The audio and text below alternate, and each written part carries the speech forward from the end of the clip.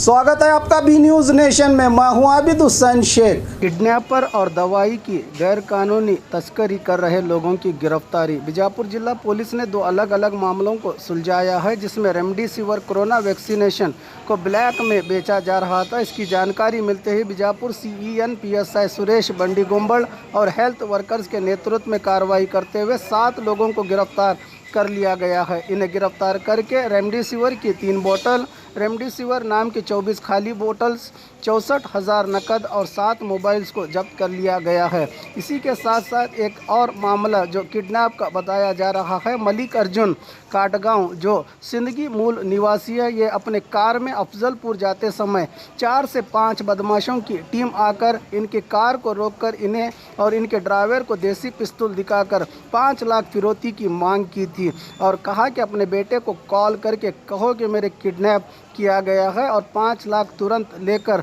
छुड़ा ले जाए अपने पिता को।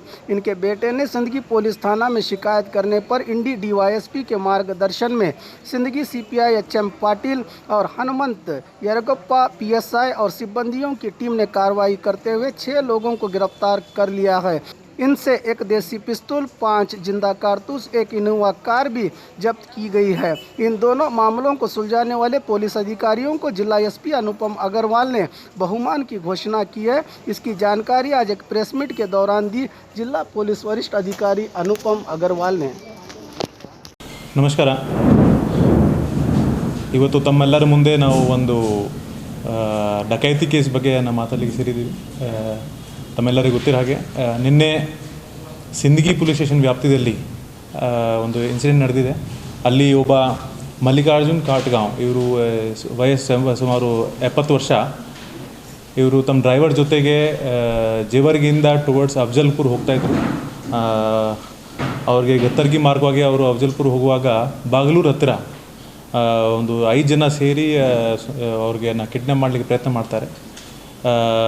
ಒಂದು ಈ ವಿಕ್ಟಿಮ್ ಮಲ್ಲಿಕಾರ್ಜುನ್ ಕಾಟ್ಗಾಂವ್ ಇವರು ತಮ್ಮನ ಸ್ಕಾರ್ಪಿಯೋ ಕಾರಲ್ಲಿ ಹೋಗುವಾಗ ಇವರಿಗೆ ಅಲ್ಲಿ ಆ ಮಧ್ಯ ರಸ್ತೆಯಲ್ಲಿ ರಮೇಶ್ ದೊಡ್ಡಿ ಮತ್ತು ಅವರ ಟೀಮ್ ಒಂದು ಇನೋವಾ ಕಾರಲ್ಲಿ ಬಂದು ಅವ್ರಿಗೆ ಅಡ್ಡ ಹಾಕ್ತಾರೆ ಮತ್ತು ಅವ್ರಿಗೆ ಪಿಸ್ಟಲ್ ತೋರಿಸಿ ಅವ್ರಿಗೆ ಒಂದು ಇನೋವಾ ಕಾರಲ್ಲಿ ಕರ್ಕೊಂಡು ಹೋಗ್ತಾರೆ.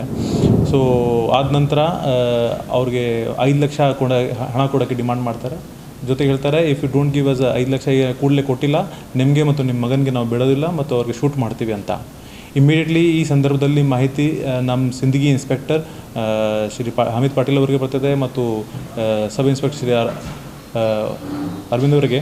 ಇಮಿಡಿಯೇಟ್ಲಿ ಅವರು ನಿಸರ್ಗ ಡಾಬಾ ಹತ್ತಿರ ಒಂದು ಚೆಕ್ ಪೋಸ್ಟ್ ಹಾಕ್ತಾರೆ. ಆವಾಗ ಒಂದು ಇನೋವಾ ಕೃಷ್ಣ ಕಾರ್ ಬರ್ತದೆ. ಅವ್ರಿಗೆ ಸಬ್ ಇನ್ಸ್ಪೆಕ್ಟರ್ ಶ್ರೀ ಅವಿನಾಶ್ ಮತ್ತು ಸರ್ಕಲ್ ಇನ್ಸ್ಪೆಕ್ಟರ್ ಶ್ರೀ ಹಮೀದ್ ಅವರು ಇಮಿಡಿಯೇಟ್ಲಿ ಸ್ಟಾಪ್ ಮಾಡಿ ಅವರೆಲ್ಲರಿಗೆ ನಾಕ ಹಾಕಿ ಸ್ಟಾಪ್ ಮಾಡ್ತಾರೆ. ಆ ಕಾರಿಂದ ಈ ವಿಕ್ಟಿಮ್ ಸಿಗ್ತಾರೆ, ಶ್ರೀ ಮಲ್ಲಿಕಾರ್ಜುನ್ ಕಾಟ್ಗಾಂವ್ ಮತ್ತು ಜೊತೆಗೆ ಮುಖ್ಯ ಆರೋಪಿ ರಮೇಶನ ಸೊಡ್ಡಿ ಅವರು. ಇವರು ಮೂಲತಃ ದೇವಣಗಾಂವ್ ಆಲ್ಮೇಲ್ ಲಿಮಿಟ್. ಜೊತೆಗೆ ಅವ್ರ ಜೊತೆಗೆ ಇನ್ನೂ 4 ಜನ ಬೌನ್ಸರ್ಸ್ ಇದ್ದರು. ಈ ಬೌನ್ಸರ್ಸ್ನ ಅಫಜಲ್ಪುರ್ ಮತ್ತು ದೇವಣಗಾಂವಲ್ಲಿ ಅವ್ರದ್ದು ವಾಸ ಇದೆ ಮತ್ತು ಅವರು ಈ 4 ಜನ ಬೌನ್ಸರ್ಸ್ದು ಆರ್ಗನೈಸರ್ ಮೊಹಮ್ಮದ್ ಅಲಿ ಅಂತ. ಸೊ ಒಟ್ಟಾರೆ ಈ ಕೇಸಲ್ಲಿ ನಾವು 6 ಜನಗೆ ಇಮಿಡಿಯೇಟ್ಲಿ ಸ್ಪಾಟಿಂದ ಅರೆಸ್ಟ್ ಮಾಡ್ತೀವಿ. ರಮೇಶ್ ಸೊಡ್ಡಿ, ಮೊಹಮ್ಮದ್ ಅಲಿ, ಸತೀಶ್, ರಾಜು, ಇಸ್ಮಾಯಿಲ್ ಮತ್ತು ಜಮೀರ್. ಸೊ ಇವರಿಂದ ನಾವು ಆನ್ ದ ಸ್ಪಾಟ್ ಒಂದು ಕಂಟ್ರಿ ಮೇಡ್ ಪಿಸ್ಟಲ್ 5 ರೌಂಡ್ಸನ್ನು ಕೂಡ ರಿಕವರ್ ಮಾಡಿದ್ದೀವಿ. ಜೊತೆಗೆ ಈ ಕೃತ್ಯದಲ್ಲಿ ಬಳಕೆಯಾಗಿದ್ದು ಇನೋವಾ ಕ್ರಿಸ್ಟಾ ಕಾರ್ ಕೂಡ ಸೀಜ್ ಆಗಿದೆ. ಈ ರಮೇಶ್ ಸೊಡ್ಡಿ ಇವ್ರದ್ದು ಹಳೆ ಇತಿಹಾಸ ಕೂಡ ಕ್ರೈಮ್ದು ಇದೆ. ಇದಕ್ಕಿಂತ ಮುಂಚೆ 6 ಕೇಸಲ್ಲಿ ಶಾಮೀಲಾಗಿದ್ದಾರೆ, ಇನ್ಕ್ಲೂಡಿಂಗ್ 1 ಕೇಸ್ ಇನ್ ಸೋಲಾಪುರ್ ಮತ್ತು ಕೆಲವು ಕೇಸನ್ನು ಸಿಂದಗಿ ಮತ್ತು ಆಲ್ಮೇಲಲ್ಲಿ. ಮತ್ತು ಇದಕ್ಕಿಂತ ಮುಂಚೆ ಕೂಡ ಈ ಹಣಕ್ಕೋಸ್ಕರ ಇವರು ಕಿಡ್ನ್ಯಾಪ್ ಮಾಡಿ ಈ ರೀತಿ ಜನರಿಗೆ ತ್ರಾಸು ಕೊಟ್ಟಿದ್ದಾರೆ. ಸೊ ನಮ್ಮ ಸಿಂದಗಿ ತಂಡವರು ತುಂಬ ಉತ್ತಮವಾಗಿ ಕೆಲಸ ಮಾಡಿದ್ದಾರೆ ಮತ್ತು ಆ ಕ್ರೈಮ್ಗೆ ಇಮಿಡಿಯೇಟ್ಲಿ ವಿದಿನ್ 1 ಅವರ್ ಪತ್ತೆ ಮಾಡಿ ಎಲ್ಲರಿಗೆ ಅರೆಸ್ಟ್ ಮಾಡಲಿಕ್ಕೆ ಸಕ್ಸಸ್ಫುಲ್ ಆಗಿದ್ದಾರೆ. ಸೊ ವಿಜಯಪುರ ಪೊಲೀಸ್ ಕಡೆಯಿಂದ ಅವರೆಲ್ಲರಿಗೆ ಹೃತ್ಪೂರ್ವಕವಾಗಿ ವಂದನೆಗಳು, ಧನ್ಯವಾದ. ತಮ್ಮೆಲ್ಲರಿಗೆ ಗೊತ್ತಿರೋ ಹಾಗೆ ನಮ್ಮ ದೇಶದಲ್ಲಿ ಈಗ ಕೋವಿಡ್-19 2ನೇ ಅಲೆ ಪ್ರಾರಂಭ ಆಗಿದೆ ಮತ್ತು ಇದರಲ್ಲಿ ಸಾಕಷ್ಟು ಜನ ಈ ಮಹಾಮಾರಿಯಿಂದ ತೀರ್ಕೊಳ್ತಾ ಇದ್ದಾರೆ. ಈ ಸಂದರ್ಭದಲ್ಲಿ ಒಂದು ಡ್ರಗ್ಸ್ ಬಗ್ಗೆ ನಾವೆಲ್ಲ ಚರ್ಚೆ ಮಾಡ್ತಾಯಿದ್ದೀವಿ. ಅದು ರೆಮ್ಡೆಸಿವಿರ್, ಈ ಇಂಜೆಕ್ಷನಿಂದ ಪ್ರಾಣ ಬಚಾವಾಗ್ತದೆ ಅಂತ ಹೇಳಿ ಸಾಕಷ್ಟು ಡಾಕ್ಟರ್ಸ್ ಇದು ಬಳಕೆ ಮಾಡ್ತಾಯಿದ್ದಾರೆ ಮತ್ತು ಸಾಕಷ್ಟು ಜನಕ್ಕೆ ಇದರಿಂದ ಲಾಭ ಆಗ್ತಾಯಿದೆ.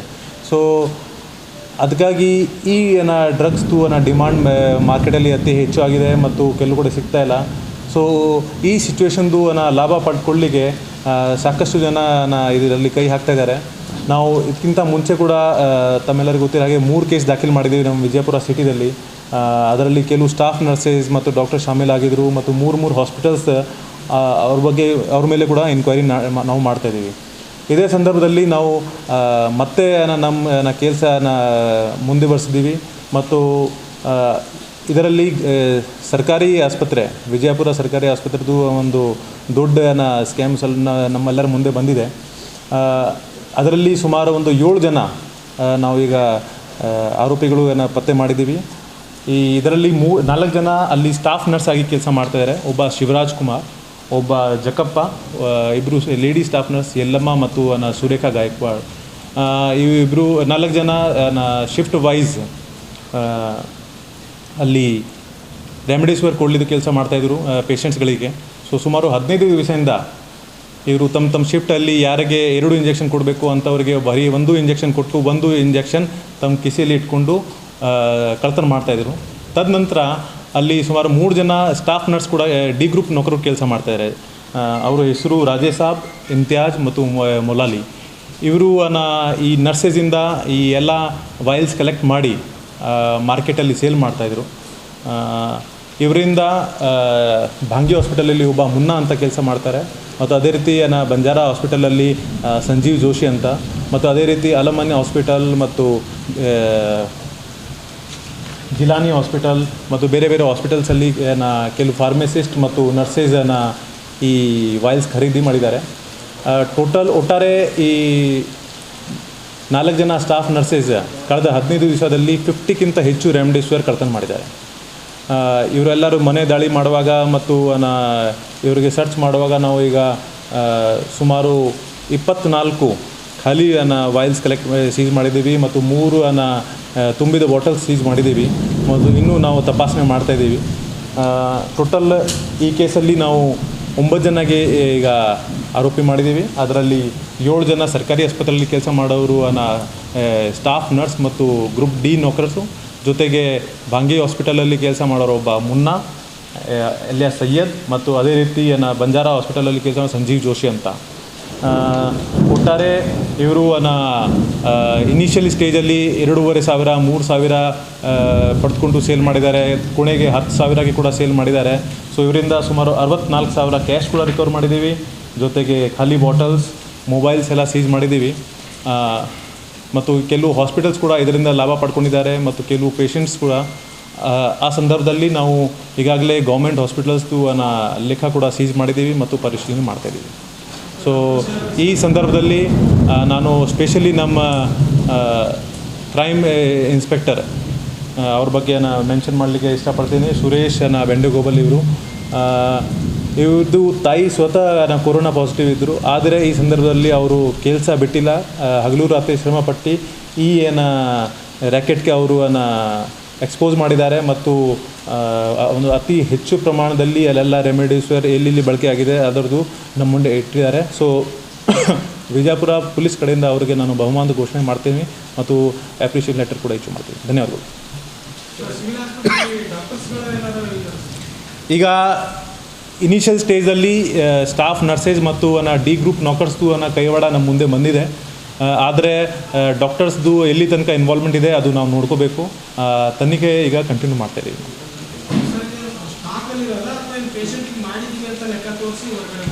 ಇವರು ಏನು ಮಾಡ್ತಾಯಿದ್ರು, ಪ್ರತಿ ಪೇಷಂಟ್ಗೆ ಒಂದು 6 ಇಂಜೆಕ್ಷನ್ಸ್ ಕೊಡಬೇಕು. ಸೊ 6 ಇಂಜೆಕ್ಷನ್ಸ್ ಕೊಡುವಾಗ ಫಸ್ಟ್ ಡೇ 2 ಕೊಡಬೇಕು. ಆ ಫಸ್ಟ್ ಡೇದಲ್ಲಿ 2 ಬದಲಾಗಿ ಬರೀ 1 ಕೊಡೋದು, 1 ತಮ್ಮ ಕೇಸಲ್ಲಿ ಇಡೋದು, ಈ ರೀತಿ ಅವರು ಮೋಡಸ್ ಯೂಸ್ ಮಾಡಿ ಕಳ್ತನ ಮಾಡ್ತಾಯಿದ್ರು. ಧನ್ಯವಾದಗಳು.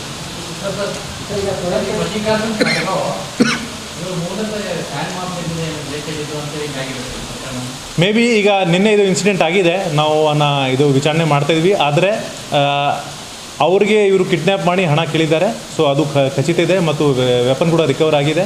ಸೊ ಮತ್ತು ಆರೋಪಿಗಳು ತಮ್ಮ ಆರೋಪ ಆಕ್ಸೆಪ್ಟ್ ಮಾಡ್ಕೊಂಡಿದ್ದಾರೆ. ಅದು ನಾವು ಈಗ ಮುಂದಿನ ತನಿಖೆ ಮಾಡ್ತೀವಿ. ಒಂದು ಆ್ಯಕ್ಚುಲಿ ಈ ಬೌನ್ಸರ್ಸ್ ಕಳೆದ 1 ವರ್ಷದಿಂದ ಮದುವೆ ಸಮಾರಂಭ ಮತ್ತು ಬೇರೆ ಬೇರೆ ಸಮಾರಂಭ ಮತ್ತು ಸಣ್ಣ ಪುಟ್ಟ ಫಂಕ್ಷನ್ಸಲ್ಲಿ ಪ್ರತಿ ದಿವಸ 500 ಸ್ಯಾಲ್ರಿ ಆಧಾರ ಮೇಲೆ ಕೆಲಸ ಮಾಡ್ತಾಯಿದ್ರು. ಇವ್ರ ಪ್ರಕಾರ ಈಗ ಸದ್ಯಕ್ಕೆ ಯಾವುದು ಕೆಲಸ ಇರಲಿಲ್ಲ ಮತ್ತು ಇವರಿಗೆ ಈ ರಮೇಶ್ ಸೊಡ್ಡಿ ಅವರು ಬರಕ್ಕೆ ಹೇಳಿದರು. ಅವ್ರಿಗೆ ಇದು ಜೊತೆಗೆ ಬಂದು ಇವರು ಈ ಕೃತ್ಯ ನಡೆಸಿದ್ದಾರೆ.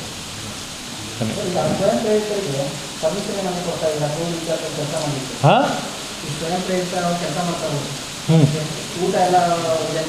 ಇದು ಜಿಲ್ಲಾ ಆಡಳಿತ ಅದು ವಿಷಯ. ನಾನು ಇದ್ರ ಬಗ್ಗೆ ಮಾತಾಡೋದು ಇಲ್ಲ ನಮ್ಮ ಇಲಾಖೆಯಿಂದ ಯಾವುದು ಪರ್ಮಿಷನ್ ಇಲ್ಲ.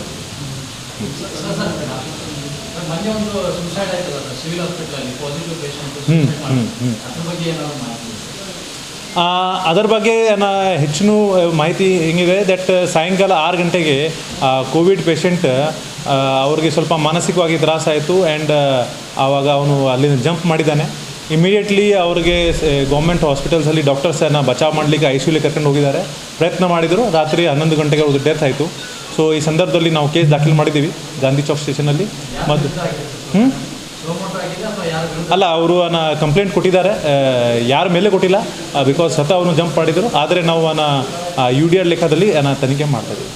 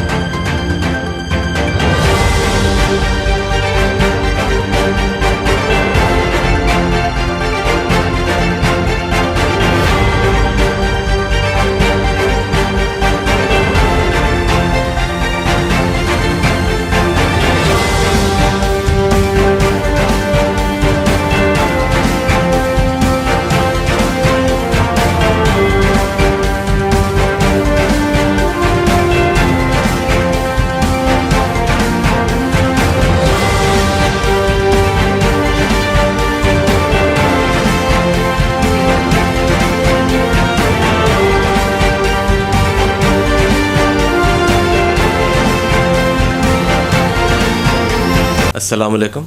मैं डॉक्टर नौशाद मड़गी हॉस्पिटल नवबाग बीजापुर से। हमारा एक नया कोरोना वार्ड का यूनिट शुरू कर रहे हैं हम अपने हॉस्पिटल में। तो पहले से हमारा पीडियाट्रिक और गायनेक यूनिट चल रहा है कई सालों से। इसके अलावा हम लोग सेपरेट 20 बेड का कोरोना वार्ड शुरू किए हैं, जिसमें ऑक्सीजन फैसिलिटी और सारे मशीनरी भी फैसिलिटीज़ मिलेंगे। और इस वार्ड में हमारे 2 से 3 MD मेडिसिन फिजिशियंस भी आ रहे हैं, उनकी निगरानी में ये वार्ड चलता रहेगा। और यहाँ पे दूसरे हॉस्पिटल्स के कंपेयर में बिल्स भी बहुत वाजिब दाम में रहेंगे। और इसके साथ हमारे यहाँ कोरोना का वैक्सीनेशन सेंटर भी है।